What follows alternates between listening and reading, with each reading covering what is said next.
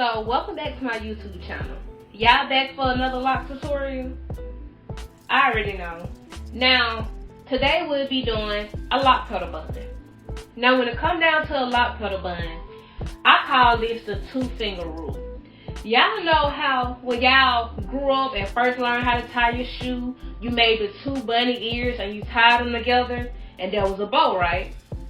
Instead of tying it together, you're going to rubber band it at the base. So you're going to take 2 of your fingers, wrap the lock around it, and it's going to create a bunny ear, a bow, whatever you want to call it. Then you're going to take your rubber band and place it at the base of that bunny ear. Now I say wrap it around maybe 2 to 3 times, not too many now. So again, you're going to take 2 of your fingers, wrap the lock around it, okay? Which will create a bunny ear, a bow, whatever you want to call it.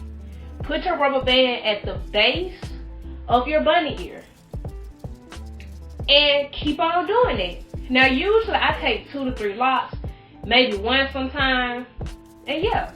Now be mindful, depending on the length of the hair, your bun will be big or small. I hope I